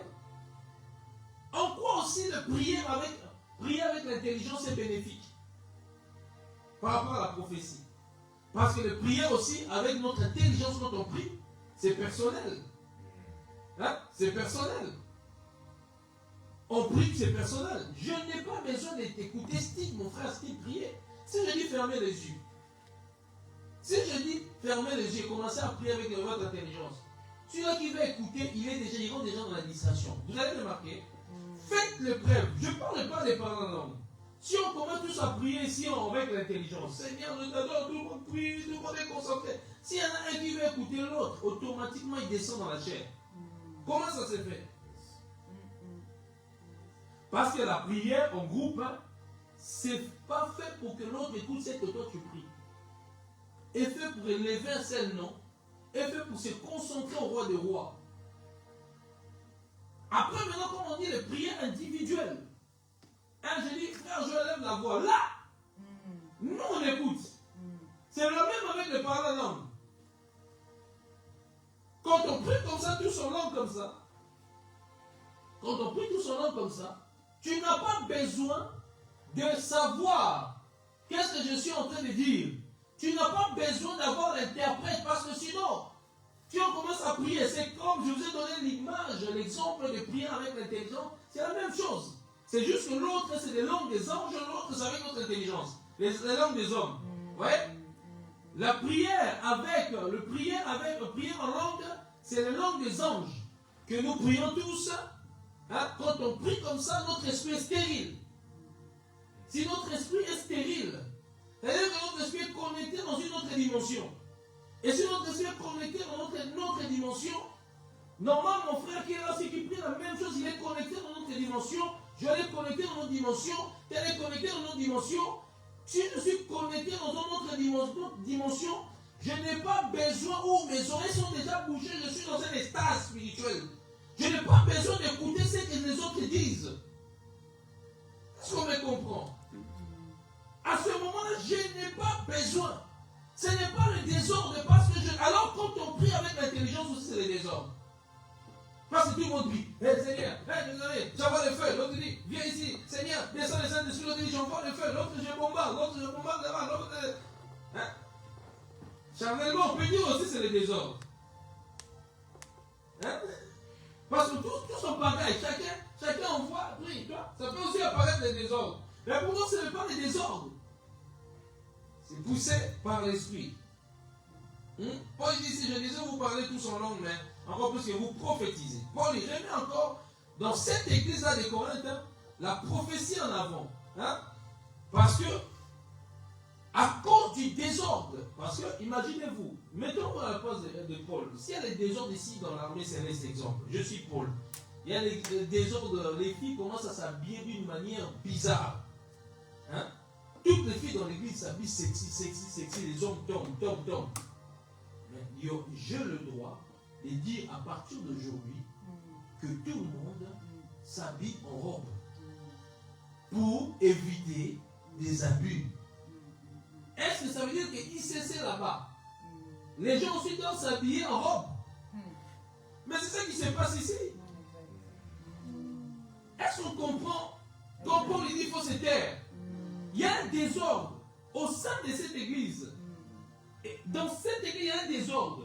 C'est pour ça que vous avez remarqué qu'il y avait plusieurs églises, mais dans cette église-là, est-ce que Paul a parlé dans les autres églises qu'il avait créées de ces terres? Mais pourquoi seulement dans l'église de Corinthe? Parce que c'était l'église qui avait dedans, c'était l'église qui avait des abus, c'est cette église-là que Paul devait recadrer par une lettre. Si moi je vois les désordres ici, j'ai le droit en tant que berger de la maison de dire que par l'esprit, les Saint-Esprit sera même d'accord.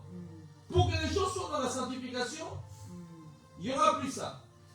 Tout le monde comme ça, tous les gens qui passent ici, s'ils viennent ici devant avec les fesses en l'air, ils sont là avec tout le temps les fesses en l'air et les hommes sont discrets dans la salle et on crée des atmosphères, on commence à chasser l'esprit de lourdeur. Non, je n'ai pas l'esprit de lourdeur. Dans les églises, on chasse l'esprit de lourdeur, chasse l'esprit de les sœurs sont mal habillées, ils sont avec des ventres.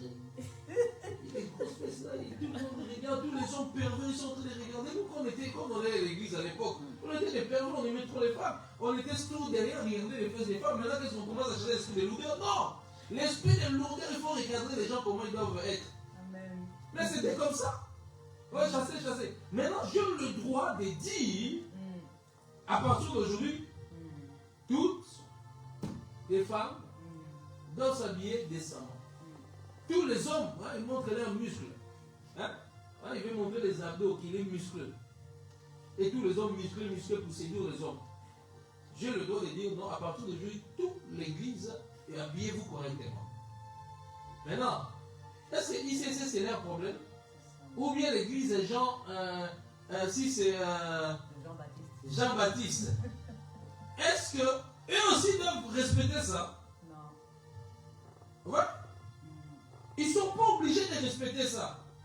Parce que c'est une lettre ou un ordre donné à une église spécifique. Et ça lui fait qu'aujourd'hui, on se limite maintenant apprendre ces versets comme Paul les crut et tellement qu'il parle, il faut se taire. C'est les désordres. Mais on le prend maintenant, on essaye maintenant de mettre ça à toutes les églises. Et vous allez remarquer maintenant que les chrétiens sont étouffés spirituellement. Des fois même, il y a des gens, même l'esprit veut monter, veut parler, il bloque. Mais après il bloque. Est-ce que c'est lui-même qui a voulu faire monter ça? Il y a des chrétiens, j'ai vu des chrétiens, tu vois, tu sens qu'ils veulent parler. Il y avait une sœur à l'époque. Dieu voulait les déclencher ça. Ça a commencé à monter, il a bloqué. Depuis là, il a plus. Parce que dans sa tête, il faut se taire dans les églises. Dieu fait ce qu'il veut. Il a bloqué. Il n'a jamais eu ça.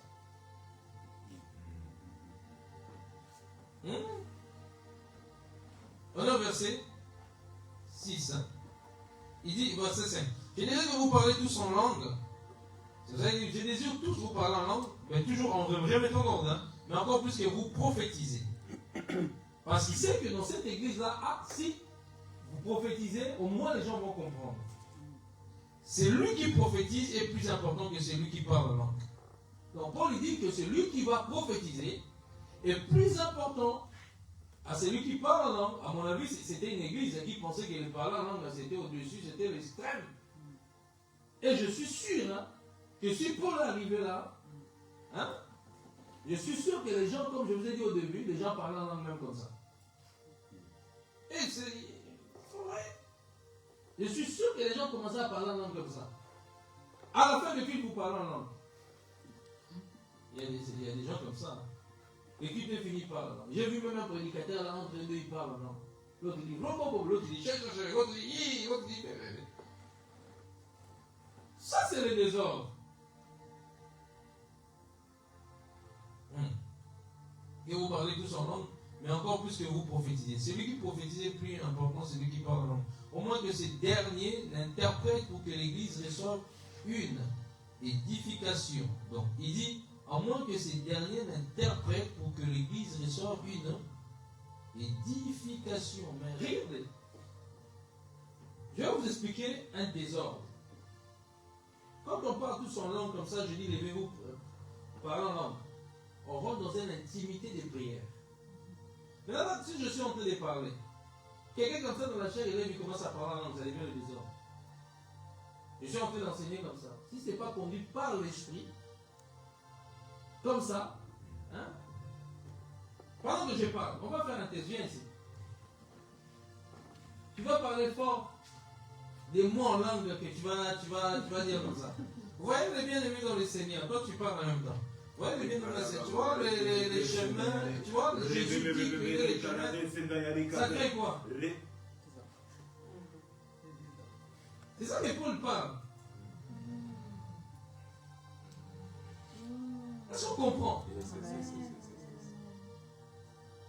Mais si je vous dis prier tous en langue, c'est pas les deux autres parce qu'on rentre dans une intimité de prière. Ça veut dire que mon esprit est stérile.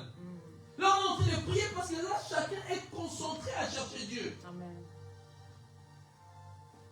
Chacun est concentré à chercher Dieu. Ça veut dire que tu n'as pas besoin d'écouter ce que je suis en train de dire. Tu n'as pas besoin de l'interpréter parce que je suis en train de donner des supplications à Dieu. Faites vos supplications à Dieu. Tu es en train de prier en esprit. Ce n'est pas un message attribué à l'église. Ce n'est pas une prophétie donnée à l'église. Ça ne peut pas être un désordre parce que c'est une prière.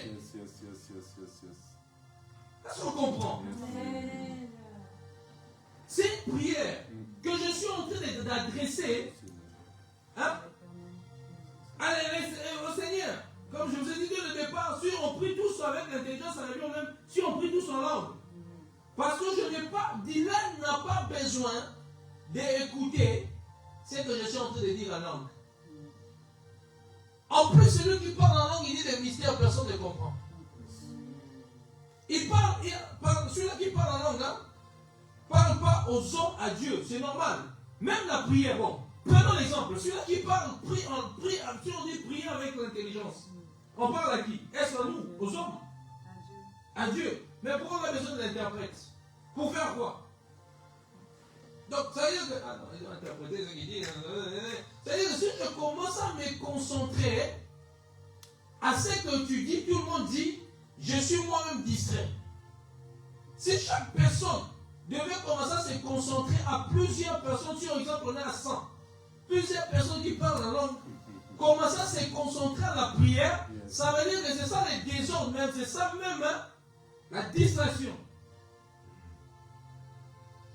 D'ailleurs, même quand on dit que Dieu n'est pas un Dieu de désordre, un Dieu d'ordre. Mais l'ordre, c'est quoi? On dit que Dieu est un Dieu, pas un Dieu de désordre, mais c'est un Dieu d'ordre, et puis on dit un Dieu de paix. Mais en réalité, mais les désordres, c'est quoi? Les désordres, c'est ce qu'on a vu là, je suis en train de parler, Steve aussi commence à parler. Les désordres, c'est quoi? C'est que quelqu'un se lève, il commence à crier en langue. Les désordres, c'est quoi? Je ne dis pas de prier, tout le monde commence à prier en langue. Pourtant, je suis en train d'enseigner, c'est ça les désordres. Il faut se taire dans ces contextes-là. Les désordres, c'est quoi? Pendant que moi, je suis en train d'enseigner, 3 personnes parlent la langue entre eux. Ils se communiquent en langue. Mais c'est ça les désordres. Je suis en train d'enseigner l'homme de Dieu, Serge, regarde, ils parlent en langue tous les deux. Mais c'est ça les désordres. Du coup, ils n'écoutent plus l'enseignement. Ils sont plus concentrés. Ils sont plus attentifs. Donc ça veut dire qu'ils dérangent, ça perturbe même le culte. Parce que nous ne sommes pas dans une dimension de prière. Mais nous sommes dans une dimension d'enseignement. La prière a sa place. L'enseignement a sa place. Verset 6. Et maintenant, frères et sœurs, en quoi vous serait-il, je venais chez vous? Et maintenant, frères et sœurs, en quoi vous serait-il, si je venais chez vous en parlant en langue? Si je viens vers toi, je te parle en langue, toi, ça va servir à quoi? Mais c'est là aussi notre Dieu, je viens chez eux, je dis,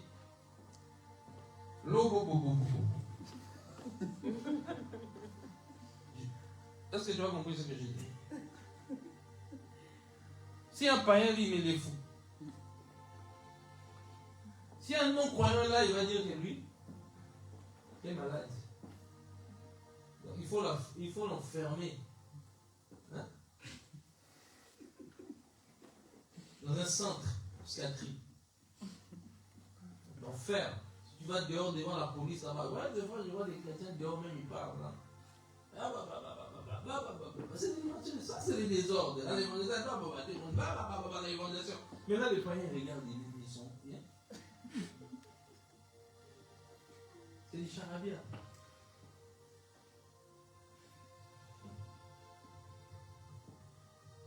Ça se comprend. C'est en quoi vous serez utile si je venais chez vous en parlant langue au lieu de vous apporter une parole de révélation, de connaissance. La parole de révélation, comme on a dit, la prophétie édifie, c'est ça qui aide. Amen. Verset 8. Et si la trompette rend sans conflit, bon, Paul explique, comme ça on avance. Verset 10. Si l'on que puisse, tu vas le lire, verset 10. Bon, verset 10. À chaque fois je vais t'arrêter. Ça va. Verset 10. Aussi nombreux que puissent être dans le monde des diverses langues, il n'en est aucun qui soit sans signification. Verset 11. Si donc je ne connais pas le sens de la langue, je serai un barbare pour celui qui parle, et celui qui parle sera un barbare pour moi. Ok. Si donc quoi? Si donc je ne connais pas le sens de la langue, je serai un barbare pour celui qui parle, et celui qui parle sera un barbare pour moi. Mais je serai un barbare, c'est pas dans le contexte de la prière, parce que là nous sommes en téléprière, tu seras pas un barbare. La preuve est qu'il y a beaucoup de non-croyants qu'on parle en langue, ils sont là, ça leur dit rien. Ça leur dérange pas, il y a même qui sont convertis. Hein? Quand elle est arrivée, Roxane, on a parlé en langue, nous on aime bien parler en langue. Hein? Mais c'est dû qu'on a parlé, on a chauffé encore, je l'ai posé la main là, il y a quelque chose qui a bougé dans son esprit, non? Pourquoi ça lui a pas dérangé la fuite? Pourquoi elle n'a pas fui? Parce que c'était les désordres. Parce que là, quand j'ai prié en langue, mais ça prépare l'atmosphère, ça est en train d'attraper les poissons. Hein? Ça est en train d'attraper. D'ailleurs, même si j'aurais dû prier en intelligence, on aurait dit, oh Seigneur, Seigneur sauve au Seigneur. S'il est athée, dernier d'athée, d'aller commencer à réfléchir, réflexion bizarre, après, il peut comprendre. Je quitte. Mais là, elle ne va pas comprendre. Elle ne comprend pas. Elle est nouvelle, elle ne comprend pas. On est en train de parler, on est en train de parler, l'atmosphère est en train d'environner. Il n'y a que Dieu qui comprend. Il n'y a que nous et Dieu. Là, c'est environ, boum. Ça prépare son cœur. Quand on enlève tous les esprits qui sont autour d'elle, la lâcher. Et puis quand on impose la main, boum. Ah, je reçois Jésus. Répète un peu, moi. Je reçois Jésus comme Seigneur et Sauveur. Hein? Ne vous laisse pas avoir par des personnes qui veulent bloquer les dons que Dieu a donnés à l'Église. Parler en langue. Non, il faut se taire, il faut se taire. Oui, c'est toi qui dois se taire. Moi, je ne vais pas me taire. Je parlerai en langue jusqu'à le jour de ma mort. Même quand je suis là en train de mourir, là. Parce que je connais le pouvoir de parler en langue. Parce que les parler en langue active l'onction. Le monde des ténèbres déteste ça. Parce que ça chauffe, parce que Satan sait que le parler en langue, hein, tu dis des mystères et que tu es Dieu, il sait qu'il ne peut pas comprendre, c'est un code. C'est pour cela on inspire les parler, on prend le verset parce que Paul dit, Paul il regarde cette église et il dit il faut se taire parce que vous êtes comme des barbares, si les non-croyants, les gens prennent ça maintenant, et là il ne faut pas parler ici. Dans l'église, quand vous arrivez dans l'église, tout le monde parle en français. Tout le monde parle en français, d'ailleurs quand on dit prie, ils n'arrivent même plus à prier. Ils ont prié, vous allez remarquer, hein, souvent ces églises ne prient pas beaucoup. Remarquez bien. Comme ça, tout ensemble, les prières des 30, comme on fait là, 40 minutes à fond, là. Chauffer la salle, chauffer la. Tu vois, la modération, là, 1 heure. Hein? Ça fait modération, 1 heure, on est en train de chauffer. Parce que le parlant, elle donne le feu de continuer à prier. Amen. Vous savez, ceux qui prient, toujours l'intelligence là qui interdit ça. Remarquez, qui était dans ces églises-là? Vous allez remarquer que, est-ce que, tu vois, vous voyez comment, peut-être c'est là, hein? Vous voyez comment Serge, l'homme de Dieu, Serge moderne. Hein? Un moment avec l'intelligence, un moment avec le parlant langue. Est-ce que vous avez déjà vu dans l'église où interdit de parler langue prier comme ça pendant 1 heure dans l'assemblée? Va réfléchir, tu ne vas pas trouver. Et ces gens-là, quand ils viennent, maintenant, même leur esprit est. Hein, ils ont tellement étouffé, même, ils sont spirituellement, ils sont devenus charnels. Ils se réfient seulement des versets qu'ils ne comprennent pas.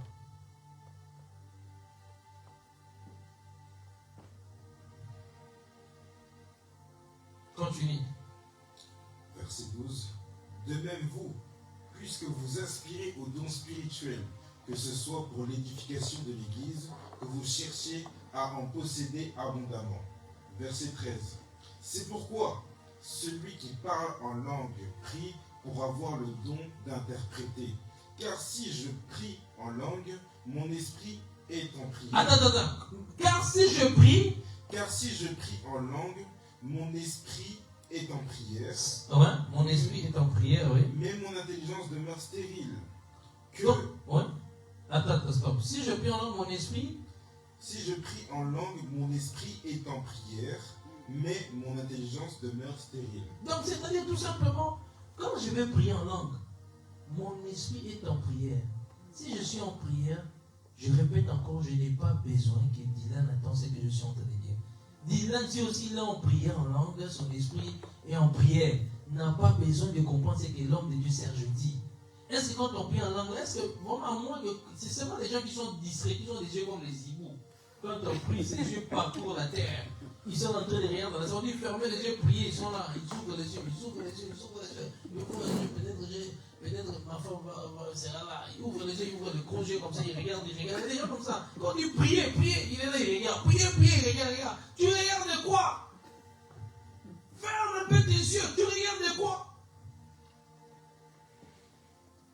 Il y a des gens, même quand tu dis prie, ils regardent. Les gens sont impolis, ils sont têtus. Il y a des gens un jour vont voir aveuglement. Pourquoi tes yeux doivent parcourir? Il y a des gens comme ça. Est-ce que tu comprends le mot prier? Ferme les yeux, il est là, tout le regarde. Il y a des gens ici, des fois j'ai répété 1000 fois. Il est là, toujours regarde. Vois que tout le monde est concentré, chauffé, mais lui, il regarde, il cherche quoi?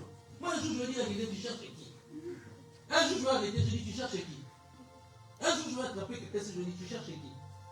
Non, on a envie de monter au ciel. Non, tu ne vas pas nous ramener tes lourdeurs avec tes yeux.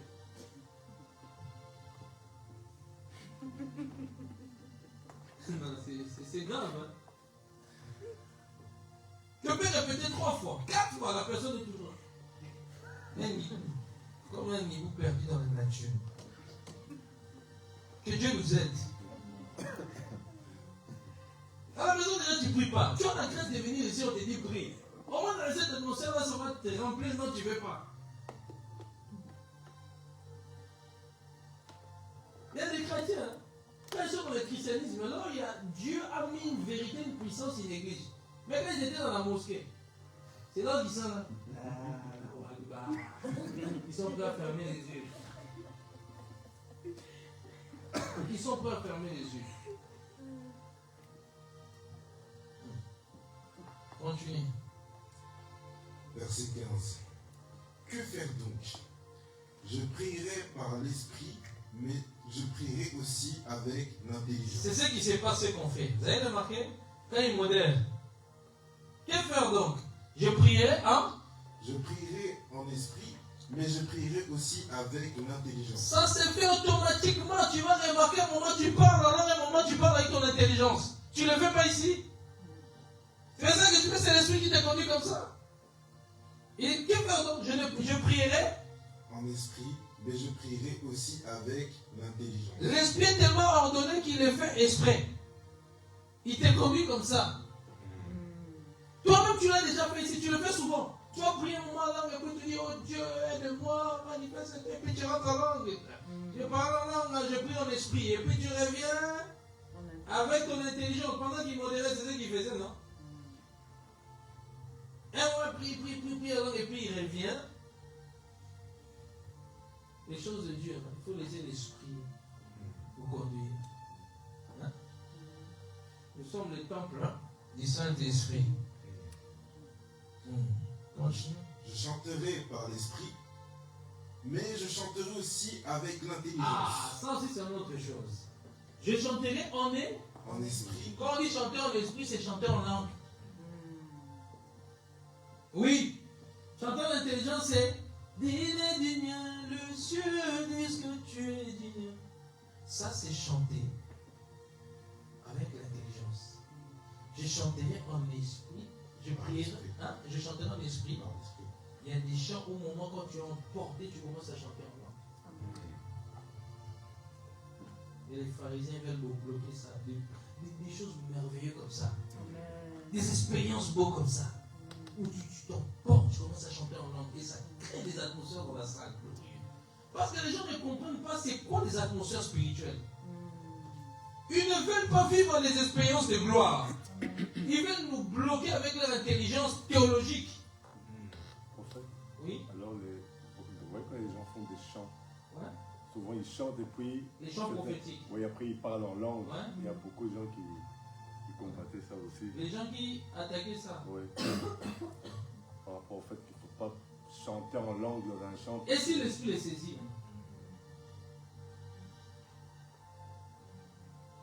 Si l'esprit les saisit.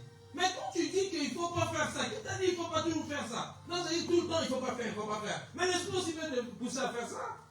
Pourquoi l'esprit, qui les a dit que Dieu ne peut pas te pousser à faire ça? C'est écrit où?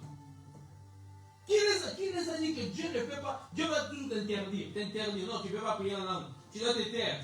Mais si Dieu veut que tu pousses, il veut pousser, il veut déclencher quelque chose dans la salle. C'est ça le problème. C'est vrai qu'il y a des fois, il y a des abus, les gens veulent prier en langue juste par habitude. Oui, ça existe aussi. Mais de toute façon, hein, quand ce n'est pas l'esprit, hein, toi-même tu vas dire aux 2 mots tu es fatigué. Tu comprends que tu es dans la chair, amène-moi de l'eau. Non, ce sont des choses.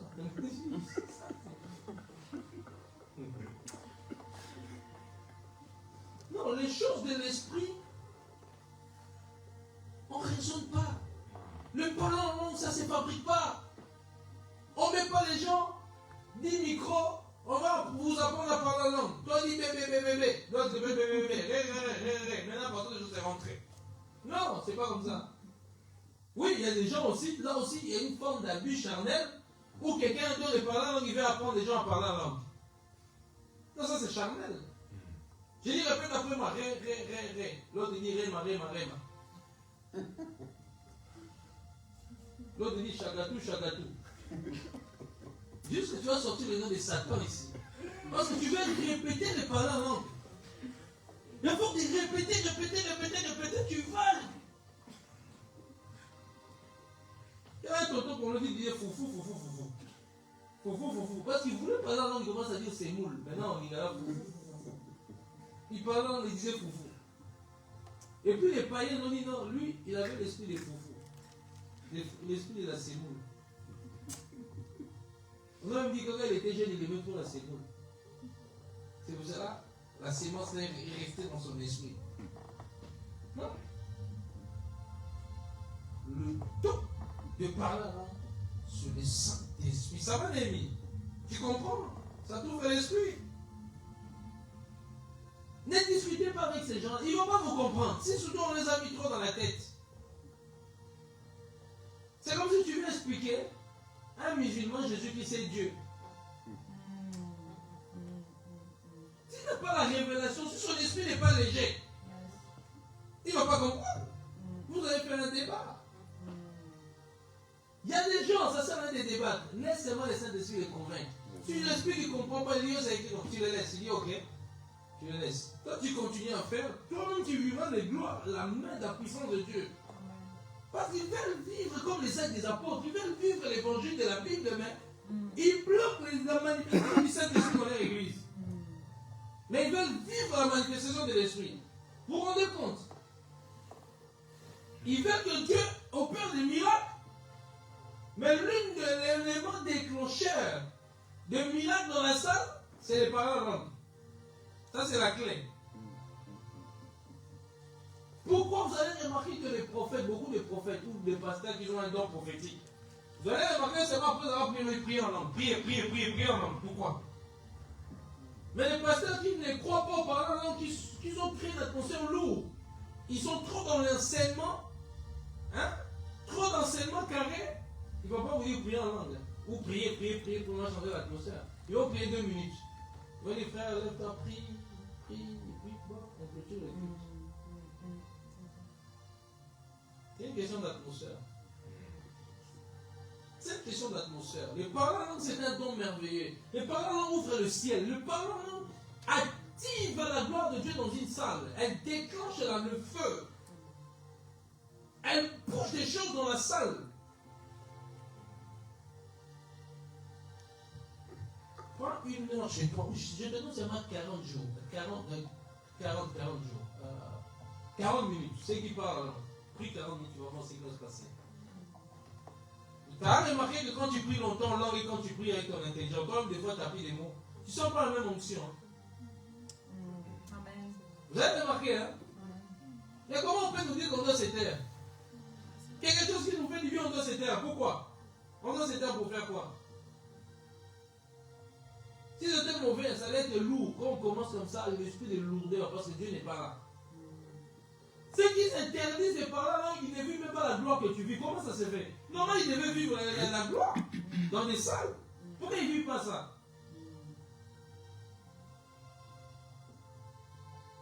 Non. Parle à toi en langue. Que personne te dit. Si tu ne comprends pas, tu le laisses. Que Dieu te bénisse. Moi, je suis convaincu en ça. Tu parles à toi en langue. Tu ne pêches pas. D'ailleurs, même Paul, même ça là. On ne parle pas de tu pêches. Parle à toi en langue. Que personne ne te bloque. Si quelqu'un vient dans cette église, Paul dit, tu ne veux pas, tu pars. Nous, on va bloquer le mouvement du Saint-Esprit parce que toi, tu ne veux pas te soumettre. Tu veux tes doctrines. Tu veux qu'on respecte tes doctrines. Tu es encore bébé dans la foi. Tu ne connais pas. Tu viens t'asseoir, apprends avec humilité. Non, moi je ne viens plus là-bas. C'est une secte. Parce qu'on parle. Depuis qu'on traite d'une église de secte, parce qu'on parle en langue. Mais c'est toi qui es un démon. Tu es un démon. Comment le don de Dieu va passer l'église par la langue? Oh, c'est une secte. Mais toi, tu es un démon de dire ça. Il y a des gens qui sont possédés.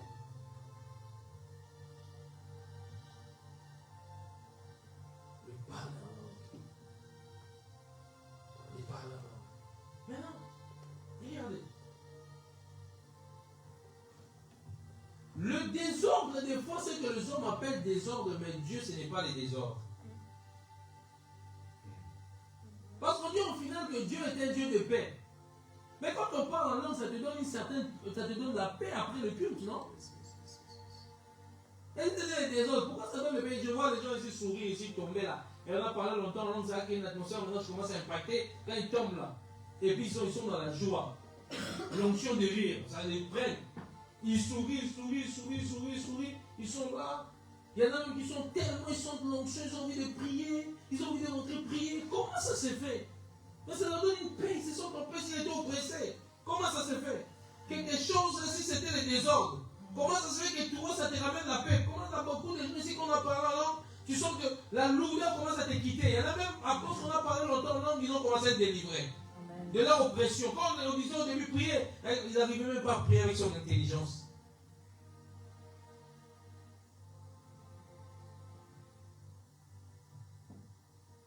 Que Dieu donne à l'armée céleste la capacité de parler en langue. Que Dieu donne. Écoute, je pense que je vais m'arrêter seulement au parler en langue. Parce que c'est nécessaire de comprendre cela. Dommage qu'il y a des gens que Satan les a fait fuir. Après, ils vont venir, ils vont me poser des questions, des sujets comme ça. Il faut les envoyer là. S'ils veulent te poser, tu dis, va écouter, écrit. Quand on enseigne, c'est comme s'il y a un esprit là qui fait fuir les gens. Comment il y a un enseignant?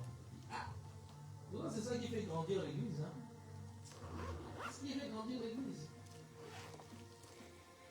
De parler en langue, frère. Je peux t'imposer la main, je commence juste à parler en langue, tu es guéri. Ça se contamine, ça s'impacte. Ça s'impacte. Ça impacte. J'ai aimé ce que Néhémie m'a dit récemment. J'étais en train de parler avec une personne. La personne aussi, on l'avait mis dans la chose. On s'est taire. Et puis il essaie de faire comprendre la personne. Il m'a appelé, tout ça on a parlé, il essaie de faire comprendre à la personne. Et puis, qu'est-ce qui se passe? Dieu a fait un miracle. La personne même c'était dans sa chambre. Il a ouvert quoi? Elle était en train de lire la Bible et puis d'un coup elle a parlé en langue. Elle a parlé en langue. Elle lui a parlé. Au début elle était retentissante. Hein? Toujours les pasteurs. Hein? Mais comment ça, elle est en Belgique? Toi tu es en Belgique. Elle est de l'autre pays là-bas. Aux États-Unis. Mais comment ça se fait que tu lui parles? Le début elle était restreinte à cause des fausses terres. Mais après la sémence est rentrée, non? Elle va entrer les bouts, mais elle a pris le parler en langue. Pourquoi Dieu lui a donné alors si c'était les désordres? Pourquoi Dieu va donner un don de parler en langue s'il faut vraiment se taire, comme on dit? Mais si on comprend se taire, c'est quoi? Je vous ai démontré si se taire quand on parle. Quand je suis en train d'enseigner, c'est les désordres. Je suis en train d'enseigner deux personnes en train de parler en langue. On finit les cultes, tu es en train de parler à la sœur Médina, tu lui parles en langue. Ça devient le désordre. Ça devient le désordre. Tu parles à la sœur Médina, parle en langue. Ou bien on est là. Tu as un message qui monte dans ton esprit, tu commences à parler en langue. Mais il faut, alors il faut se taire. Soit tu demandes à Dieu l'interprétation, parce que si tu me le donnes, on devait parler entre les paroles de connaissance, la prophétie, le parole de connaissance ou la prophétie avec les paroles en langue. La prophétie vient exhorter. Maintenant, si toi tu as un message, tu te lèves en parlant en langue, tout le monde doit t'écouter. Mais tu ne dois pas parler en langue. Si tu parles en langue, il faut qu'il y ait un interprète. On ne parle pas le fait qu'on est en train de prier tous en langue, mais on est en train de parler. Ça devient le désordre quand une personne se lève, donner un message comme ça. Va. Qu'est-ce qu'on a compris comme prophétie là?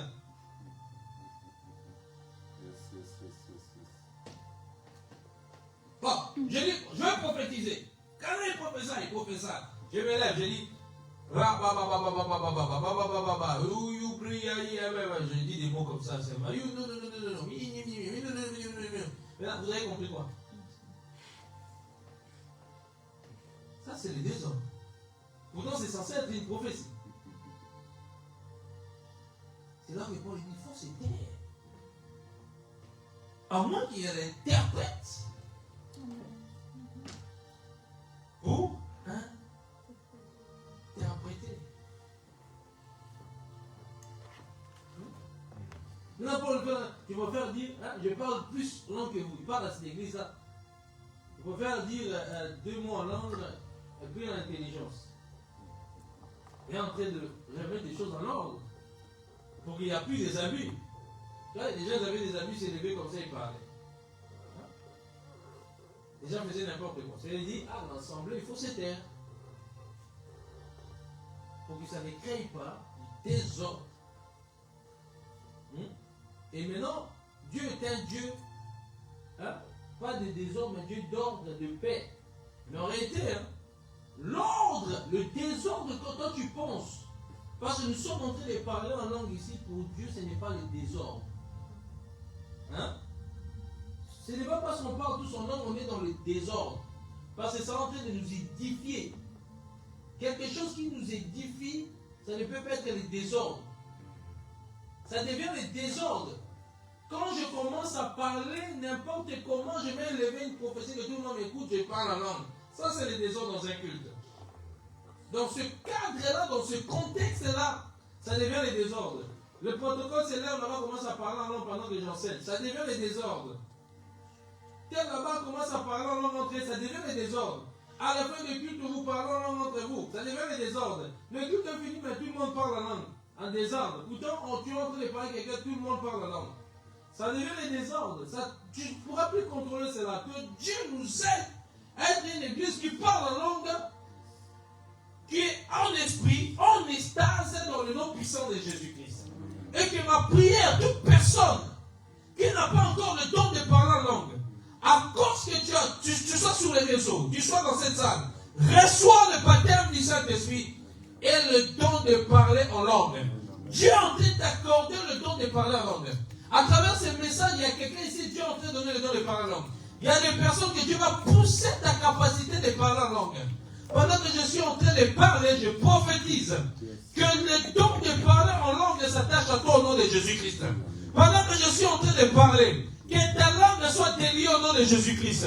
Pendant que je suis en train de parler, que ton esprit s'ouvre au nom de Jésus-Christ. Pendant que je suis en train de parler, que tu monteras dans une dimension de langue. Tu parleras de nouvelles langues. Tu parleras de diversité de langues. Tu parleras de langues et de langues et de langues. Les gens diront, mais il est en train de parler une langue étrangère. Une langue des anges. Une langue qui dépasse l'entendement de chaque personne.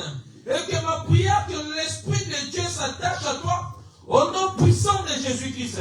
Que quelque chose de glorieux. Que quelque chose de fort. Mets l'instrument s'il te plaît. Que quelque chose de glorieux. C'est quelque chose de fort. C'est quelque chose de puissant. Qu'un feu nouveau descend sur toi au nom puissant de Jésus-Christ.